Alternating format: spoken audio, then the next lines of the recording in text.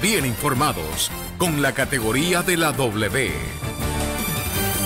Buenas tardes, amigos oyentes. Puntualmente regresamos a la segunda emisión de La Hora Clave. Gracias por conectarse a través de la frecuencia 90.1 FM y desde luego a través de nuestros aplicativos, tanto para Android como iPhone, y desde luego por nuestra página web, que es www.radio.com.es. Sin más introducciones y desde luego por la información que tenemos de primera mano, tenemos el gusto de conversar a esta hora con César Montúfar, exasambleísta por Concertación. Gracias por compartir estos siguientes minutos y brindarnos de su tiempo. Tenemos varios temas que desde luego son trascendentales para el país. Buenas tardes, César. Muy buenas tardes. Un saludo a usted y a todos los amigos y a todo Cuenca. Un gusto poder conversar con usted. Sí, muy bien. Queríamos conversar básicamente sobre lo que justamente usted ha presentado, la respuesta que se ha dado de parte de la Fiscalía en las últimas horas y sobre todo tomando como antecedente lo que usted ya presentó hace algunos meses. Recordamos que usted justamente acudió a los distintos medios de comunicación y también a la Fiscalía para presentar un recurso y para presentar una denuncia en contra del expresidente de la República, Rafael Correa, y varios ministros por delincuencia organizada. Tomando como antecedente esta premisa, queremos que nos indique cuál ha sido el avance y qué es lo que se ha determinado desde la Fiscalía. Nuevamente, buenas tardes. Sí, yo el 5 de marzo presenté en Fiscalía una denuncia por delincuencia organizada en contra de Rafael Correa, expresidente de la República, y otros altos personeros del gobierno, y también el excontralor, el ex fiscal, el ex procurador y el actual fiscal Carlos Vaca Mancheno. La razón y el fundamento de mi denuncia es la tesis, además avalada por información, por documentos, por evidencias, de que la corrupción en el Ecuador durante la época del gobierno de Rafael Correa dejó de ser un hecho espontáneo, aislado, excepcional, fruto de algún funcionario público que delinquió para beneficiarse personalmente, para transformarse en un hecho sistémico, en un hecho estructural, en un hecho organizado, y organizado desde las más altas instancias del Poder Ejecutivo. Una vez que se cambió la Constitución, se cambiaron varias leyes, la ley de contratación pública, la ley de la Contraloría, la ley de empresas públicas, el Código Orgánico de Planificación y Finanzas Públicas, solo por mencionar algunos, del Código Integral Penal incluso. Asimismo se cambió la función ejecutiva, la forma de organización del Estado ecuatoriano, se crearon los ministerios coordinadores como el Ministerio Coordinador de Sectores Estratégicos. Se situó a personas absolutamente obsecuentes y parte del mismo proyecto en puestos claves dentro del Estado. Se firmaron innumerables decretos de emergencia permitiendo precisamente la vía del régimen especial sin cumplir los requisitos de contratación en millonarios, multimillonarios contratos del Estado. Es decir, lo que ocurrió durante los 10 años del gobierno de Rafael Correa se fue construyendo, generando un estado de corrupción que hoy aflora en todos los niveles, en todas las áreas, en todos los sectores, y eso no fue espontáneo, eso fue premeditado, eso fue organizado, y eso es lo que, desde mi perspectiva, está tipificado en el artículo 369 del Código Integral Penal, el delito de delincuencia organizada estatal, una delincuencia organizada desde el Estado para provocar, para generar delitos en contra del Estado ecuatoriano.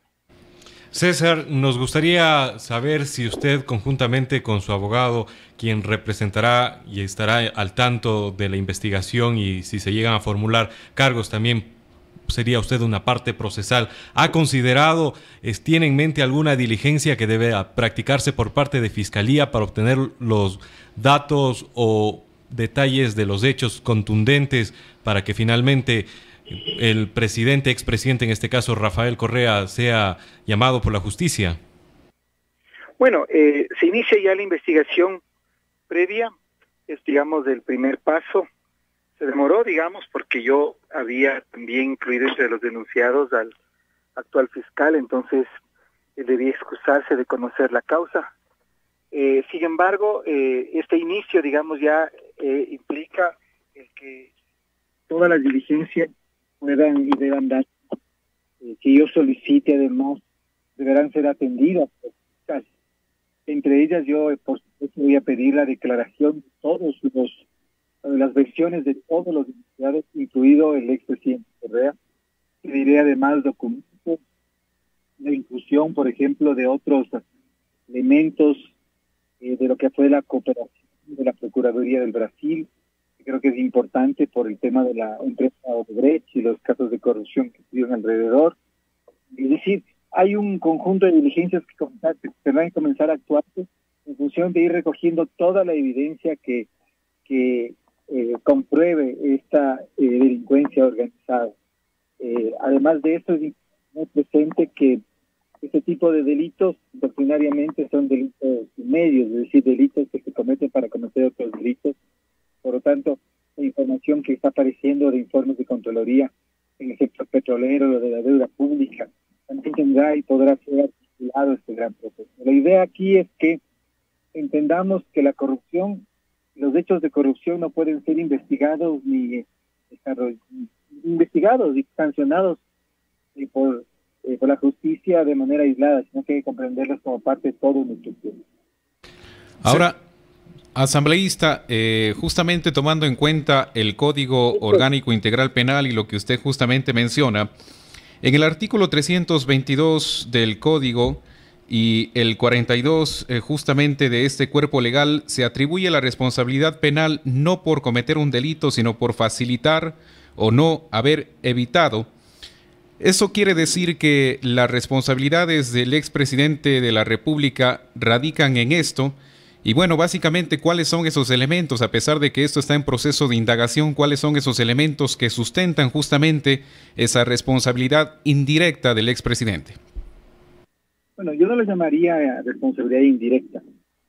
El artículo 42 Código Integral Penal, y eso es lo que habrá que demostrarse cuando esperamos que pase a una etapa de juicio, de que él es un autor mediato de los delitos que estamos mencionando. ¿Cuál es el autor mediato? El autor mediato es aquel que con sus acciones provoca la comisión de un delito, genera las condiciones para que ese delito se produzca, establece los incentivos e incita a la comisión de un delito.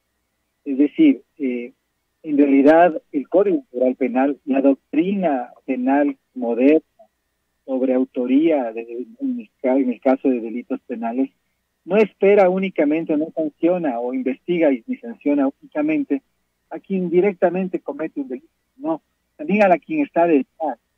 El que está detrás es tan responsable como quien comete directamente un delito. Y hay, digamos, en el caso de delincuencia organizada, ejemplos muy importantes y cercanos. El caso, por ejemplo, del expresidente peruano Alberto Fujimori. Él fue juzgado como autor mediato en delitos de violación a los derechos humanos, concretamente el asesinato de varias personas en operativos organizados desde los aparatos de seguridad del Estado peruano, y de esa manera digamos, se aplicó precisamente esta teoría de la autoría mediata. No es que Fujimori fue directamente designó a las personas que fueron violadas, fueron asesinadas, sino que generó las condiciones y aquí hay un precedente claro de que cuando se está hablando de ese tipo de delincuencia organizada estatal, es posible y absolutamente posible, y hay precedentes para aplicar esta doctrina. Entonces, ese es básicamente el punto. La investigación comienza y lo importante aquí también es entonces que el país va a poder conocer cuál es el carácter o cuál fue el carácter del correísmo, ¿no? El carácter del régimen político que se estableció en la última década. Y esto creo que es fundamental en perspectiva de lo que a los ecuatorianos nos interesa, tanto para conocer la verdad, hacer una investigación imparcial, siguiendo el debido proceso, siguiendo todos los cánones deban desarrollarse para garantizar los derechos de los acusados, de los denunciados, pero evidentemente buscando llegar a la verdad y que no exista protección, que no exista impunidad, que no exista favoritismo. Muchísimas gracias, César. Comprendemos que usted a esta hora tiene otros compromisos y sin embargo nos ha atendido, nos ha brindado de su tiempo para conversar sobre este tema que está saliendo a la luz, pues el primer paso, que ha sido la notificación a usted como denunciante, ha sido ya notificado y con esto se abre otra etapa de investigación contra el expresidente Rafael Correa. Muchísimas gracias, un gusto poder conversar con ustedes en cualquier momento. Gracias. Estuvimos conversando con el ex asambleísta César Montúfar, asambleísta por concertación. Tenemos más información, Yamil. Pero el ex asambleísta